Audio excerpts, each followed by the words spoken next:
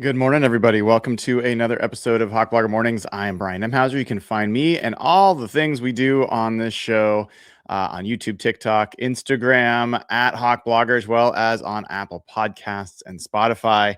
And for folks that want ad-free audio, you can always get it at patreon.com/hawkblogger. That's where to go, and you get access to our Discord server as well. Sorry for the late start today, folks. I honestly have just needed some more time to dig in and do some research. And some of the research I'm going to continue to do live with you today, old school HB morning style. Some of it I'll just share what I found. But, I'm trying to block out some time where I can really dig in. And yesterday I got some good time on the Patriots. I also watched a few of their games, which was helpful. Although I did start to fall asleep, I got to say. But I did watch a few of their games, their last two playoff games, a little bit more closely, and I'm going to continue to watch more of those games. And I want to share like some of the stuff I'm finding. Not all of it's like this big smoking gun conclusive thing, but I think it's just all in the name of learning more and more about this team that the Seahawks are going to face. Because you know how I'm wired, guys. Like, I want to have as good of an idea on what I think is going to happen in this game as possible.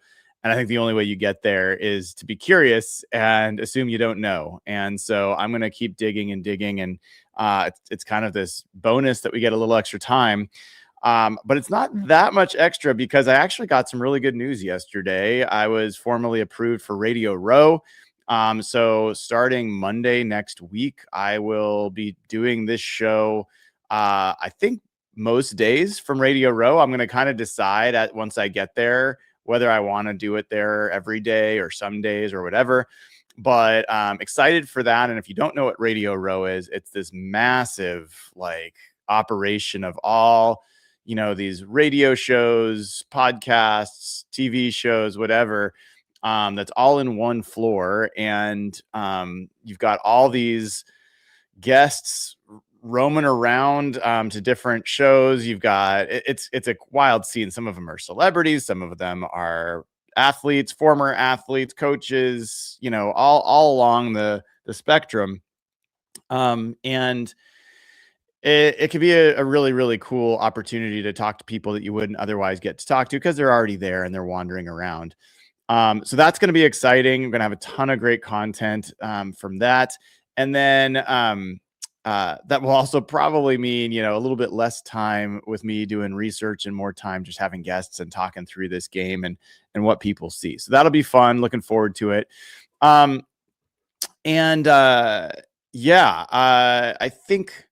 think that was like the news on my side. The other thing that I wanted to at least spend a second on, I talked about this on Real Hawk Talk last night, but if you haven't heard, reports are out there that Klint Kubiak is going to be doing second round interviews. These will be, I think, in-person interviews with the Raiders and the Arizona Cardinals. And, I think there's different perspectives on what's going on there and how likely he is to end up in one of those spots. The Cardinals feel like a stretch that I can't imagine that would be a desirable job for your first head coaching job. And I also, the reasons being, I don't think there's clarity on the quarterback situation. I don't think there's a clear path to a quarterback. I don't think that the owner is very good. I'm not sure that like some of their best players are getting a little bit older. Like Calais Campbell was a big part of their team last year. I don't know that he's going to play again this year. Budda Baker's getting older. Some of their first round draft pick, Walter Nolan, tore his knee or whatever it was. Like, it's just not a particularly appealing position in my mind. Plus, you're in this division, which, I mean, he knows very well how good the rest of the coaches and teams are in this division. I don't think he's going to shy away from competition, but I think he'd look at that and be like, well, why am I going to succeed here? Like, how is this set up for success? The Raiders' job's definitely more appealing in that the Raiders have the top pick. If he's enamored with Mendoza or some other prospect, he can draft him and develop. There are some, there's some talent. There's some cap space. Personally, I'm still not convinced that that's a great role either. one thing that, the assumption, and it's a very logical assumption, is that Geno Smith will be cut. Klint Kubiak is a very big Geno Smith fan. So there's maybe a part of him that would want Geno Smith to stay, and maybe they use that number 1 overall pick on a different position, like offensive line or, defense or whatever else. Or maybe they trade that back and get more draft picks and turn it. I don't know. Like, there might be some paths there, but generally, I'm not yet convinced that Klint Kubiak's going to take either of these jobs. I'm not convinced that he will. I'm not convinced he will or that he won't. I think I could convince myself of either, I guess, is a better way to put it. So we'll just wait and see. He cannot take those jobs this week. They can come to an agreement. If that were to happen, then you're going to be talking about the Seahawks then having to figure out who their OC would be next year. And after the Super Bowl, when all these other positions have essentially been filled, that would be the toughest part. I think that they would probably look to people already on the staff to help address that, as opposed to trying to look out externally. But don't know. Mike Macdonald does things very intentionally, and we'll cross that bridge when we get there. And I see someone asking, like, if he's offered one of these jobs, he can still say no. Yes, absolutely. I've also seen people like people online are like no one would ever turn down a job that pays them 6 times their salary. I don't think people are making huge assumptions on what his salary is. A lot of OCs are getting paid 3, 4, 5 million a year, and head coaches are like, first-time head coaches could be 8, 9 million. So yes, it's an increase, but even if he's paying 3 million, getting paid 3 million, and it's a 3x, the Seahawks could close some of that gap. And so I don't know that that's like the thing. But again, we will find out. All right. So to the topic at hand, looking at the Patriots, there's a few things I kind of tried to do here, and some of them are extensions of, I'm trying to do an extended tail of the tape with a little bit more deep dives into a few things. And one of the things I kind of wanted to look at was just personnel profile. And what do I mean by that? I mean, like, we talked about it yesterday a little bit with Cody Alexander, who's great, about 11 personnel, 12 personnel, 21 personnel. Those are the predominant personnel groupings for these two teams.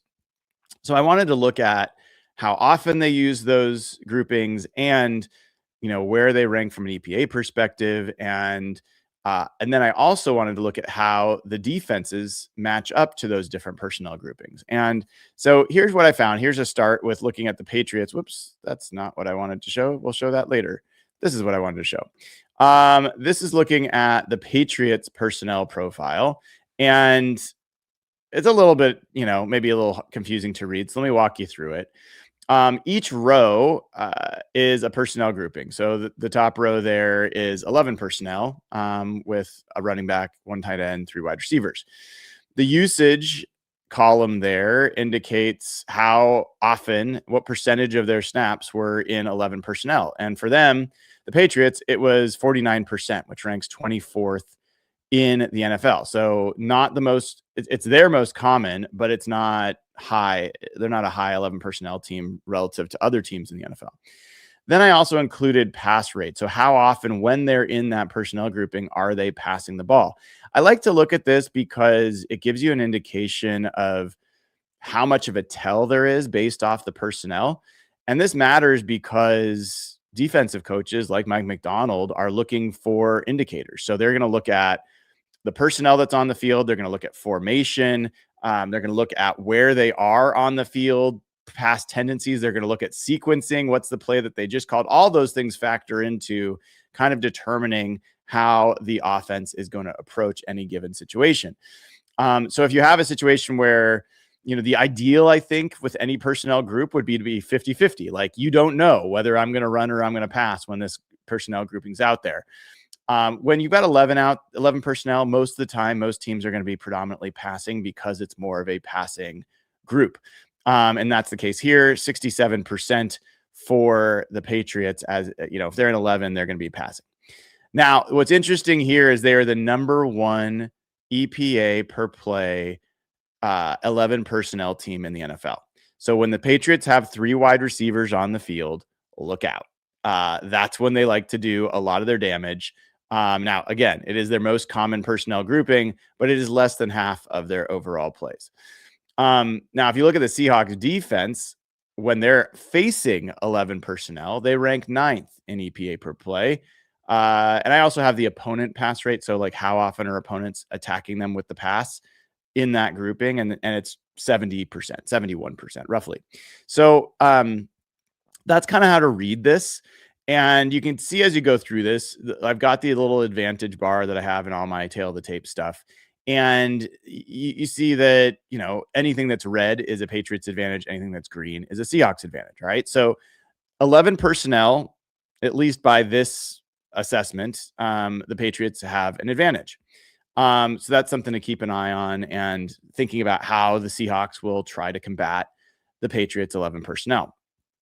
The other thing, the next row here is 12 personnel. Now that's 2 tight ends and 2 receivers.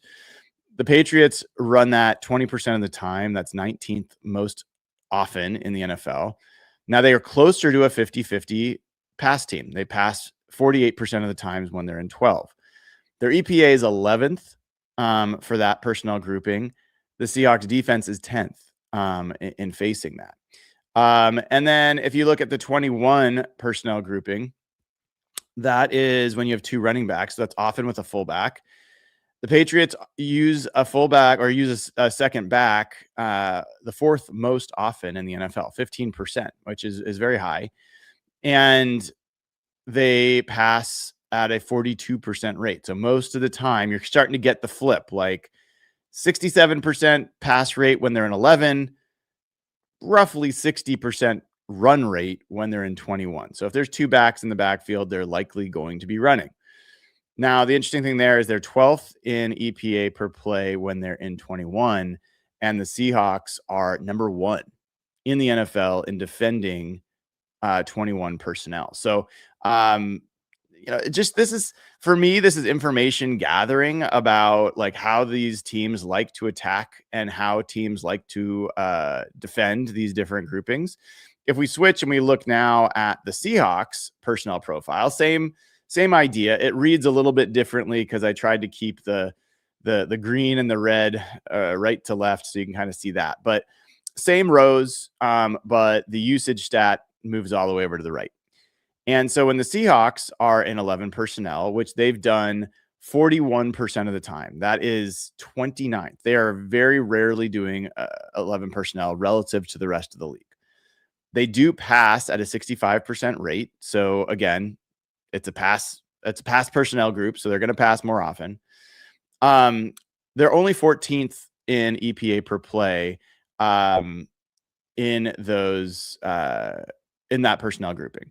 The Patriots are 5th in EPA in defending 11 personnel. So again, 11 personnel on both sides of the ball, advantage Patriots, at least by these numbers. So, I was talking yesterday about the fact that I think 11's an interesting personnel grouping for the Seahawks. I think they've been running a little bit better out of it of late.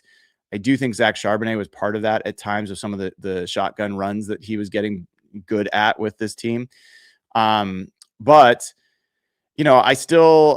I like the Jake Bobo matchup with Marcus Jones. I like some of even maybe the Cooper Kupp matchup with Marcus Jones. Not that he's a bad corner, but I especially like the height of Jake Bobo against 5'8" Jones.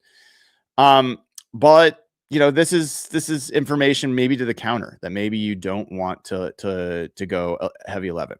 Now, if you get to 12 personnel, this has been the Seahawks bread and butter all year, right? This has been their number 2 in EPA per play in 12 personnel. They were number 1 most of the year. The interesting part here is the Patriots are 9th in defending 12, so they're not bad.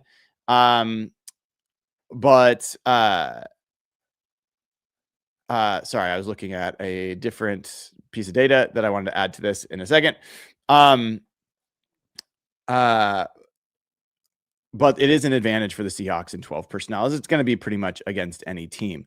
And the Seahawks are 11th in usage of 12. So I think, especially with what's going on with Robbie Utes, and we're going to find out hopefully more soon, and maybe Brady Russell, like we could see like a heavier dose of 12 personnel and maybe a heavier dose of 11 personnel for the Seahawks. Now, when you get to 21, this is when you got Robbie Utes in there and you've got a fullback with a running back. The Seahawks dropped to 19th in EPA per play in 21 personnel. The Patriots, interestingly, though, 26th in the NFL in defending 21 personnel by EPA. That has my attention, and it means that like maybe this Robbie Utes situation is a bigger deal than, even most people would make it out to be, because if you can get the Seahawks, like now the Seahawks have not been dominant in this themselves, but 26th is really not good. And it feels like there's a weakness there. And it makes me, what that turns my head to, or makes me think about, is what personnel is that forcing the Patriots to have on the field that is not working well? That's kind of what comes to mind for me in that situation. And so I am curious about like, how do you take advantage or exploit what seems to be a weakness for the Patriots? Now, as we kind of like keep going here, a little bit of a next click, double click down, to use a very corporate term. Sorry, I should not be using double click. But anyway, I gave you the overall EPA rank for these different personnel groupings. But if you get a little bit deeper, like the Patriots, their rush rank in EPA per play for 11 personnel is 20th in the NFL. But interestingly, sorry, that was a different number. Yes. So the Patriots are 20th in the NFL in EPA per rush in 11 personnel. So they're not good when they run it. When they get to 12 personnel, they're 29th in EPA per rush. So that's when they have two tight ends. And then when you get to 21 personnel, Patriots are 10th. So they are a better running team when they get into 21. And that's just something to keep an eye on. Like, are they going to do that? I think the Patriots have been running more heavy formations where they bring in an extra offensive lineman. And I have not yet had the chance to kind of like dig in on how that works, or how that's been working for them. Honestly, like nothing's been working very well for them so far in the playoffs. And a lot of that has to do with going up against three extremely good defenses. As far as how good the defenses are, you're talking about the weakest defense they faced was the LA Chargers, which ranked 10th in DVOA, defensive DVOA this season. And then you've got the Houston Texans, who ranked second behind only the Seahawks. And then you have the Denver Broncos, who ranked fifth. So they've faced three top 10 DVOA defenses, and it's shown. They've really struggled on offense. Things have really like declined for them pretty much across the board in these three games. Interestingly, like there's all this stuff about, I'll show you, like I'll flip sides for a second, and let me share. I'm gonna share my screen here if I can make this big enough. Okay, so let me share screen and we'll look at this together. So where'd it go? There it is. Okay, so there's been this talk of like the Patriots defense has been playing really well, and it has. But here's a look from Aaron Schatz, the granddaddy of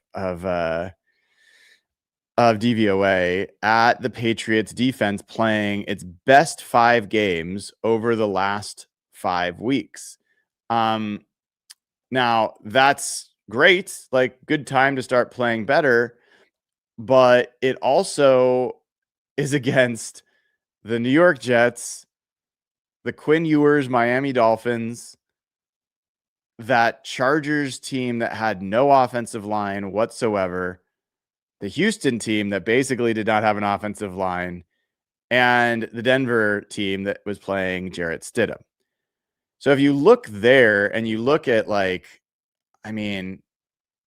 you look at those dots, those are the five best performances for the defense from a DVOA perspective. And they're just against teams that just are not impressive offensively at all. You look at the rest of the year. Now, they had some bad game against Baltimore, bad game against Buffalo, but they were missing Milton Williams for that game, and I think some other players as well. So, yes, those are two better offenses. Even Baltimore, though, Lamar Jackson only played half that game. Tyler Huntley was there at quarterback. So I don't know. They're a hard study to figure out defensively. When I watch them play, I think they're an effective defense. I will admit that when I was watching them in their games yesterday, it was a lot less impressive than what I had recalled. Now, I think they were still good. Not going to sit here and say like Seahawks have something easy ahead. I think they're very well coached. I think that they're quick to the ball. I think some of their pressures are very good. But it was, there was some awful, the play of honestly the Chargers, all three, the Chargers and the Texans and the Broncos, the Chargers, the Texans, and the Broncos were terrible on offense. They really were. Some of the things that CJ Stroud did in that game were mind-boggling, and the offensive line play was terrible. So it still remains tough to really give the Patriots full credit. A couple other things. There's a bunch of other things I found, but it is a change that's happened. One of the things that's happened for that Patriots defense, they had been blitzing about 27% of the time during the regular season. That was only 19th most in the NFL. So they were not a heavy blitzing team. In the playoffs, they've been blitzing 41% of the time. And that's something of note because the reality is Sam Darnold against the blitz has had some variability. He has not been as good like in the second half of the season. He had been better in the first half of the season. And what I can try to find, I don't know if I can get this or not, but let me try real quick. I will try to see, give me Sam Darnold and Drake Maye stats against the blitz by week. Okay. I have got this little SQL thing that I wrote that helps me get access to looking at this data. I think it'll give it to me, and I might even be able to make a quick graphic out of it. But this is an area where that you can expect the Patriots are going to test the Seahawks protections. They're going to test the Seahawks offensive line, and they're going to test Sam Darnold. So let me quickly create a new query. And this, by the way, if you're new to this show, this is just how I do things sometimes. Like some of it will be pre-canned. Some of it is going to be the all of us finding this out together. And some of it's going to be like a waste of time. It's just true. It's possible. So when I look at Sam Darnold's blitz grades, so he didn't do that well this past week against the blitz, at least from a passing grade perspective. But if I look at it, Sam Darnold had one touchdown. The last two games, He's had 2 touchdowns and no picks against the Blitz. He's been sacked 3 times, so he is getting sacked a little bit. And in fact, the last 3 games, which includes the Week 18 game, he is yet to throw a pick against the Blitz in the last 3 weeks, which is good because in 3 of the previous 4 games before that, he had thrown at least 1 interception against the Blitz. So, the Blitz had become an issue for him earlier in the year. I mean, when it started, he was killing the Blitz early. Like his PFF grade in the first few weeks of the season against the Blitz, 78, 71, 91, 77, 90, 79, 74, 85. Like he was killing the Blitz. So I thought Sam Darnold looked like the best he's looked since the beginning, like since the first half of the season in this game against the Rams. His like decisiveness, accuracy, handling pressure, I thought it was all the best it's been. And so maybe you want the Patriots to blitz, but it is a storyline. Now, if you go to Drake Maye, this is also really interesting. This is a guy that for the first, really, he's only thrown, this is crazy. He's only thrown 1 interception against the Blitz all year. 1 interception against the Blitz all year. Now, he's taken a number of sacks. In fact, we've talked about it. He's taken 5 sacks in each of the 3 playoff games, 15 sacks in 3 games. And that's, I think, 62 on the year overall.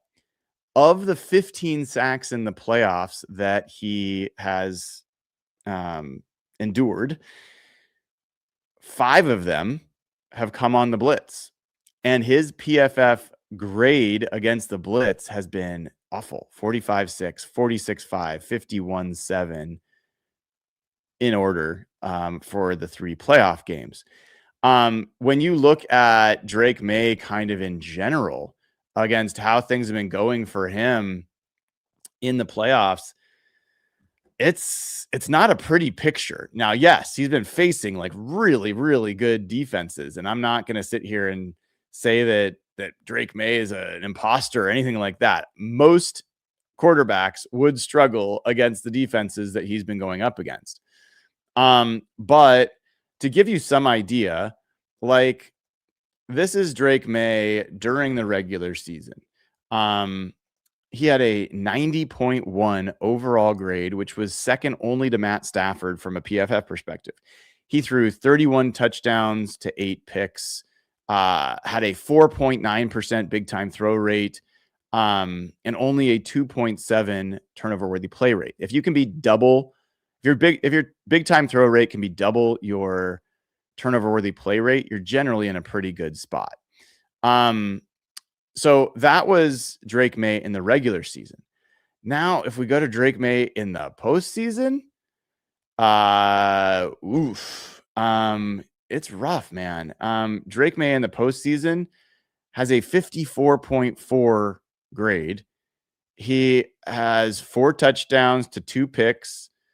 He's got a 5.1% big time throw rate, which is fine, but he's got a 4.9% turnover worthy play rate. So he's actually got more turnover worthy plays than he does big time throws in the playoffs.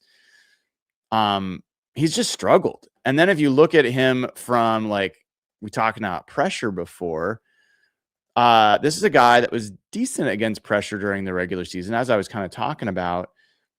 When he's been under pressure in the postseason, he's got a 25.7 passing grade. Like, that's bad. The only guys that have a lower passing grade than him in the postseason when under pressure were Justin Herbert and CJ Stroud. You want to know what else is interesting? Guess who has the second highest passing grade when under pressure during the playoffs this year? Sam Darnold. 68.8 grade. He's got 4 touchdowns and no picks when under pressure in this postseason. So And by the way, he's got zero turnover worthy plays. So not only does he not have an interception, he has no turnover worthy plays against pressure so far in the playoffs. He's got 2 big time throws, which is a 9.5. He's got a 9.5% big time throw rate. That's really, really high. Especially when you're talking about a 0% turnover worthy play. So like, again, I'm throwing a lot of numbers at you guys, but for me, the numbers help to start painting a picture about, where these teams are, what they like to do, where there's some advantages, how they're going to attack each other. And it's like, if I'm the Patriots, I'm like, yeah, of course I'm going to try to challenge Sam Darnold with blitzes and I'm going to try to confuse him. So have the other teams in the playoffs, or at least the Rams, certainly. That hasn't worked out so well. And from a Drake Maye perspective, as good as this guy is, and he is really, really good. I mean, Patriots fans have every reason to be over the moon that this is their quarterback for the next 20 years, maybe. Is that he's shown some weakness in the playoffs. There's not a lot of great Drake Maye tape. Not only that, but his fumbles. My gosh, he was so fumble prone. And I don't know if it's that the teams he was facing saw something and started to really attack him in the pocket. But he had, I'm going to pull these up right now because I want to make sure I got this right. I mean, he fumbled the ball 4 times against the Texans and 2 times against the Chargers. That's a lot of fumbles, guys. Like, that's a lot of fumbles in 2 games. And most of those were in the pocket with the ball, getting like people attacking his hand when he was about to throw. Some of those were actually, him like scrambling and the ball getting knocked free when he was scrambling. So this is, I mean, both quarterbacks have had some challenges with fumbles. Sam Darnold has really improved on the turnover side, and you knock on wood that you hope that continues. But I have a little bit of a similar feel to, and this is just instinctual, a little bit of a similar feel to the Rams game as this one, in that, yes, Matt Stafford was not playing that well and the Rams offense was not playing that well. But I set all of that aside and I was like, this offense is going to be ready. The one, I feel like the Patriots will be better.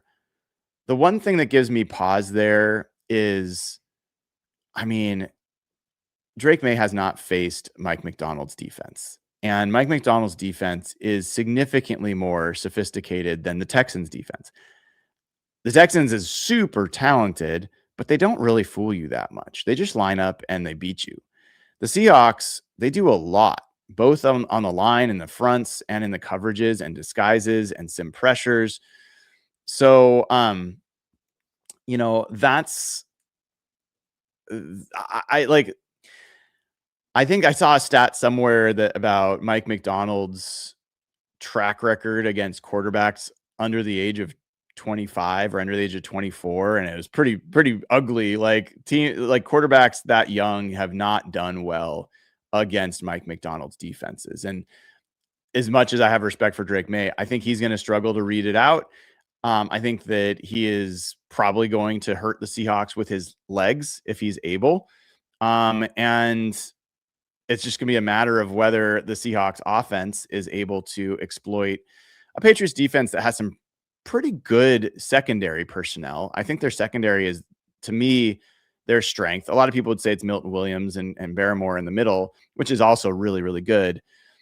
But I think that's a really good corner group, and I think it's a good safety group for the most part as well. So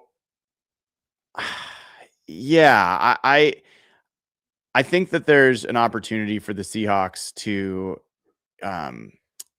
really confuse Drake Maye.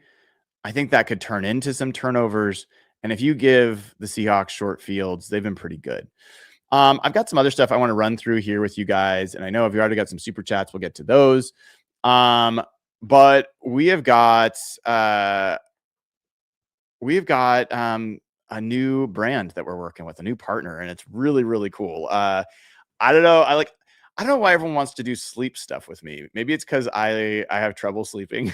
But there's this thing in my house. I am like, my wife makes fun of me about I'm like the princess and the pea when it comes to sheets. Like, I will spend good money on good sheets, and because it makes me sleep way better. And so we're gonna be starting to work with Cozy Earth. Cozy Earth. Got a special deal. It's like really, really nice bedding and loungewear and stuff like this. So they've got like a bamboo pajama set. They've got bamboo sheets, and these are really nice. They're really cozy. They really are great. No pun intended for Cozy Earth. And they're great for kind of keeping your body temperature where you want it to be. So the pajamas are the thing that they're running a special deal on. And if you want these like pajamas have been so viral, they sold out over the holidays, but now they're back between January 25th and February 8th. If you go to cozyearth.com and use my code HawksBogo, get these pajamas for you and someone you love. So get them for you and your spouse or a loved one. And if you do the post-purchase survey, be sure to mention how you heard about Cozy Earth. And by the way, there's 100 night sleep trial that you can try them out. And if you don't love them, you can return them without a hassle. And there's a 10-year warranty. So it's great stuff, great product. Celebrate the days that you love and comfort with Cozy Earth. So check it out, cozyearth.com, promo code HawksBogo. All right. All right. So let's get back to some of these super chats, and then we'll go deeper in. So let me pull those up real quick. All right. First super chat of the day. All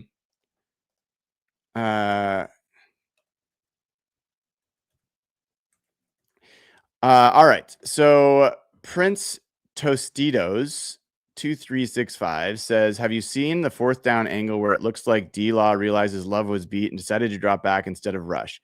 Doesn't look lucky to me. Yeah, this is talking about the fourth down play against the Rams that Sean McVay called, fortuitous, I think was the word he used. What did he say? A fortuitous bust. A fortuitous bust. In fact, I designed a T-shirt with Sean McVay that says "fortuitous bust," and I almost put it out there, but it's a little bit it's too derisive. I'll leave it. But anyway, he's a whiny little guy. So I don't care. And this is not a Mike Macdonald play on words. Whether it was a fortuitous bust, whether it was DeMarcus Lawrence making a smart play, the fact of the matter is winners win, losers whine, and the Rams are whining, and they've whined after both their losses, and I think they've shown their true colors.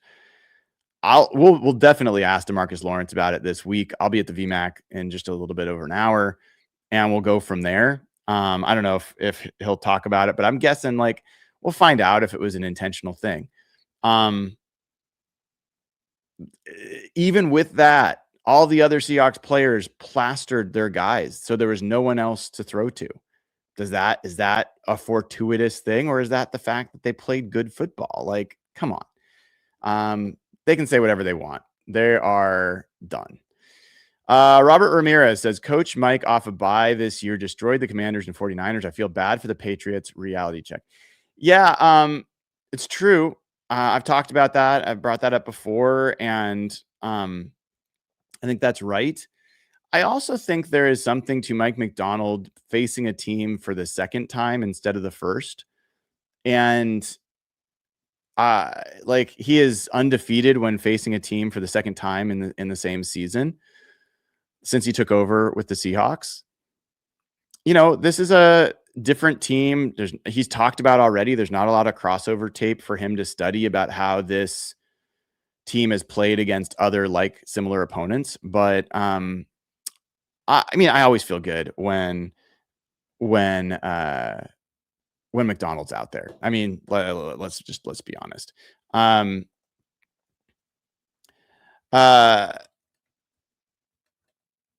Okay. Next one here. Old School Seahawk, who's been a member for 18 months. Good to see you, OSS. Says, I was at Media Day for Super Bowl 48. Super pumped for you. Yeah, that's going to be a wild affair. I'm going to be cover that with my son. So we'll do as much as we can to scramble around, but that should be fun. And then Donald Hester. Hey, Don, he's back. He's gifted 5 Hawk Blogger memberships. Appreciate you for doing that, Don. And let me pull up Venmo Super Chats real quick. If you ever want to do Venmo Super Chats for a variety of reasons, it's venmo.com/Brian-Nemhauser. And then we'll get back into some of the other data that I've been pulling and learning about this Patriots team. All right. So Venmo Super Chats. Sorry, it always takes me a second to log in here. All right. We've got oh, this is a nice one from Jacob Hickman. It's just a tip for HB Ticks, which I appreciate. Keith, who says, thanks for putting HB Ticks together. I used it 4 times this year. Screw Ticketmaster and go Hawks. Well, I'm glad it worked for you, man. And thank you for the very generous tip. Joey Hamilton, what do you think of Mike Macdonald's shout out for Michael Sean Dugar's question at the end of training camp being the on-the-spot inspiration for the now iconic "we did not care" response? That line perfectly embodies this team. Great. I mean, I don't know if I consider it a shout out as much as an explanation, and that's no shade to Mike. I mean, Mike Dugar. I mean, whatever. I think I'm just glad he said what he said when he said it. Robert Bendick said,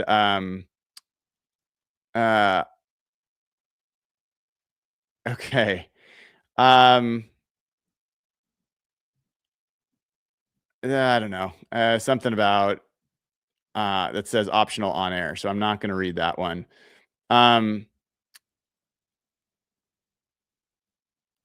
Yeah, I don't know what's going on there. I'm going to leave those be. Shane McRoberts says, you've made my Hawks fandom more informed and enjoyable from way back. We met for beers in NYC before Super Bowl 48. Now you're in the press box and getting love from Hasselbeck, Sando, and more.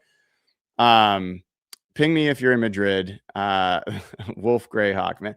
Wow, this was a very, very generous super chat. Thank you so much, Shane. It means a lot, and glad we got a chance to hang out in NYC. All right, last one here from Christopher Reed. For things to do near Santa Clara, 45-minute drive, do yourself a favor, go check us out, the Mystery Spot.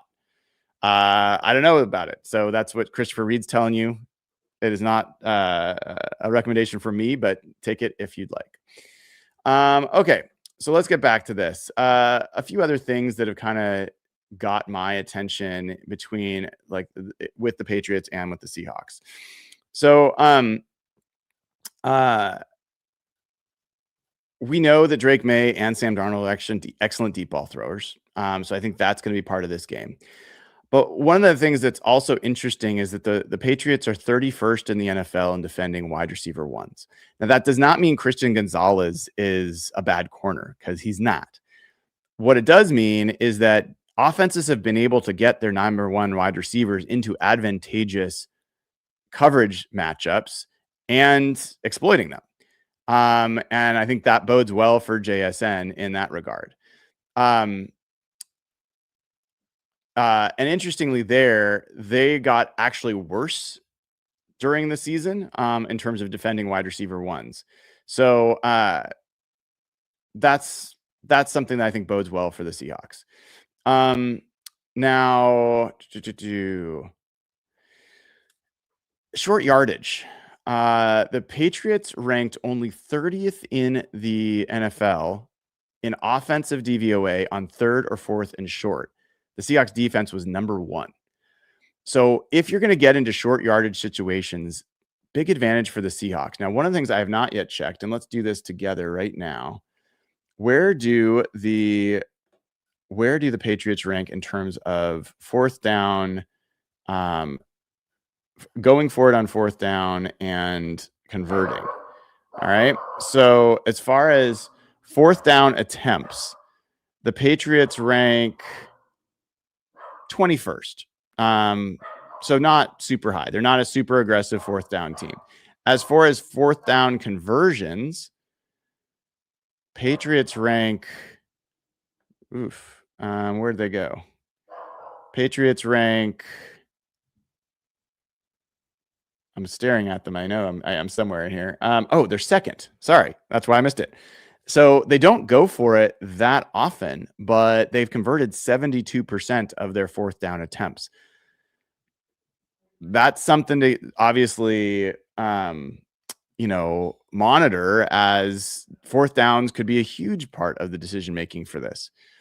If you're curious, the Seahawks ranked 14th in the NFL in fourth down conversions at 58%. Now, as far as a couple other things, I wanted to look at time to throw, because one of the things for Drake Maye is he's a scrambler. And so guys like that take a lot of time to throw. And I wanted to kind of chart how those two quarterbacks, Sam Darnold and Drake Maye, have been in that regard. Whoops, that is not what I wanted to show. This is what I wanted to show. Don't know why that's not working as well. All right. So this is a look at time to throw by week for each quarterback. Red is Drake Maye. Green is Sam Darnold. And you can see how fast Sam Darnold was in time to throw earlier in the year. I mean, he was toward the top of the NFL. Now, he is steadily, if you were to draw a trend line, he has steadily increased that time to throw. Now, even last week against the Rams, it was 2.96. That was one of his longer time to throws of the season. His time against the 49ers is 2.74. If Sam Darnold's in kind of the 2.6 to 2.7 range, that's great. When it's above 2.8, then I think you're looking at some situations where, maybe he's getting coverage that he doesn't like. Maybe he is getting pressure and having to move. Sometimes it might be that they have more things in the game plan to move him out of the pocket, more play action. In fact, I want to look up play action rate by week, and that might be an indicator here. So I'm going to look at play action by week and see if that helps to explain any of this. So let's do single game leaders. Let's look at regular and postseason. And let's look at the Seahawks. And we're going to look at play action rate. All right. So let's just see. Has play action rate increased? Interesting. It does look like the play action rate has ticked up a little bit, or at least was in this last game. So 31% of his passes against the Rams were play action versus 26% against the 49ers. And then kind of an apples to apples is if you look at weeks, it's a little bit hard to read on this graph, apologies, but his week 18 number against the 49ers was 2.99. Let me make sure I've got this right. It was it was close to 3 seconds time to throw. All right. Then the next week, it dropped down to 2.74. One of the differences is the Seahawks play action rate dropped from 32% to 26%. So there does seem to be, obviously it takes more time to do play action. Those throws are going to increase. So there is some correlation there. If you look at the Patriots, let's take a look at the Patriots and see if play action, if there's any trends there with them. So that is not the explanation for the Patriots. If you look at it, Drake Maye's time to throw has dipped from very, very high to low. And it might be because they're doing less play action to some extent, but he's just been under pressure more. He had a 15% play action rate against the Broncos and 14% against the Chargers, 28% against the Texans. But in all three of those games, his time to throw less than it normally has been. So,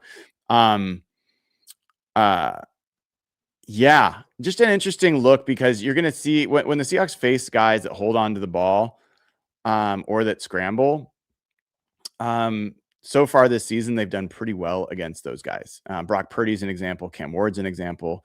Those guys have gotten the Seahawks as well sometimes, but for the most part, Seahawks have done a reasonable job there. All right. What else? A couple other things as we just kind of keep digging in here. That was one other thing. As far as like so the Patriots are giving up all this pressure, right? Drake Maye's getting sacked a ton. Where's that pressure coming from? Well, interestingly, they have a lot of it is coming from one side of the line. During the postseason, 37% of the pressure against Drake Maye is coming from the left tackle position. 30% is coming from the left guard. So quick math there, 66% of the pressure that Drake Maye is seeing is from the left side of the line. And the Seahawks have done a really good job when they identify a weak spot on the line of just hammering it. And so that's one that I'm going to be really curious about. I am curious about how they hold up against stunts, because the Seahawks definitely like to do a lot of stunting.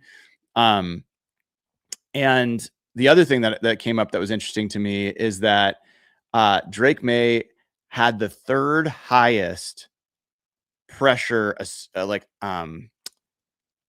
allocated to his own responsibility, meaning the PFF will look at whether it's the quarterback's fault that he was under pressure versus one of the offensive linemen or the running backs or whatever. Well, Drake Maye, 20% of the pressure that he's seen during the postseason has been his own fault. That's the third highest number among playoff quarterbacks. The only guys that had a higher responsibility for their own pressure was Jalen Hurts and Jarrett Stidham. By comparison, Sam Darnold is responsible for 0.0% of the pressures that he's experienced this postseason. So Sam's like reading it out well. He is doing his job as a quarterback in terms of that pressure. The other thing is, like, when you get into when you're getting pressure, like, one of the things you look at for a quarterback is pressure to sack rate. And it is not pretty for Drake Maye in the postseason. His pressure to sack rate in the postseason is 45%. 45% of the time when he's under pressure, he's getting sacked in the postseason. The next closest is 25%. I mean, and that was Aaron Rodgers. So when you get pressure on him in the postseason, he is getting sacked. Now, if we take a look at regular season, it's not as high. He was at 21% during the regular season, which is not great, but not terrible. If you're curious what Sam Darnold was during the regular season, he was at 15%. So of the pressures he was under, only 15% resulted in sacks. So that is, I think, a pretty good sign for a Seahawks team that creates a lot of pressure. You've got a left side of the line that's a weak spot. You've got a guy that has had a fumbling problem and a sack problem. Those are all reasons that I think justify confidence in the Seahawks. A hell of a lot more to me than because the Patriots had a weak schedule. Like that doesn't do it for me. But these are, schematic advantages or personnel advantages or matchup advantages that I think the Seahawks can exploit. I think that's most of what I wanted to cover for this. I do want to really, really recommend that you go to SimplySeattle.com, use promo code HawkBlogger15, get 15% off there. And they've got amazing stuff. They've got the We Did Not Care t-shirt. And then also, if you're looking to get a great deal on tickets, there's this that you still have access to. Folks, there has never been a better time to go watch the Seahawks play, which is why I want to give the sponsor of today's video, SeatGeek, a huge shout out. With over 35 million downloads, SeatGeek is the #1 rated ticketing app. There are more than 70,000 events listed on SeatGeek, including concerts, sports, festivals, and more. The NFL is in full swing, NHL is back, and so is the NBA. One of the reasons I love SeatGeek, they've got your back. Each ticket is rated on a scale of 1 to 10, so you know you're getting a good deal. Look for the green dots. Those are the best deals. Red, not as much. Plus, every ticket is backed by their buyer guarantee. And it's not just about sports. Go see Les Mis this summer. Get tickets to AC/DC or whoever you love. And of course, I have a code for you guys. You can use code HawkBlogger10 for 10% off your next set of tickets at SeatGeek. That's 10% off any tickets with promo code HawkBlogger10. Make sure you click the link in the description to download the app and have the code automatically added to your account so you can use it later. Amazing deal. Take advantage. All right. And quick correction on what I said earlier. With Cozy Earth, if you want to get that awesome deal, it is Hawk BOGO, not Hawks. Hawk BOGO over there at CozyEarth.com. So head over there, get your great deal on a pair of pajamas for you and a loved one that going to feel great. Get some sheets too. I'm a sheets guy for sure. All right, folks, I'm going to get ready to prep for the John Schneider press conference that's going to be happening here in a little while.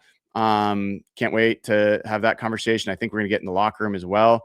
So I post locker room audio to patreon.com/hawkblogger ad free. And I also will post it to Spotify podcasts, Apple Podcasts, all those places that has ads in it. That's just the way all this works. Okay. That'll do it for today. Appreciate everybody's time. We'll get another injury report today. I'll share that later as well. Tomorrow, I'll be back with our Blue Friday with Mr. Sando, and I believe Dave Bowling, but have not finalized that yet. And then we'll do Seahawks Saturday with Jeff Simmons, our favorite Twitter patrolman, will be on the case. All right, everybody, have a great rest of your day. Until I see you next, I'm Brian Nemhauser. This has been your Hawk Blogger Mornings.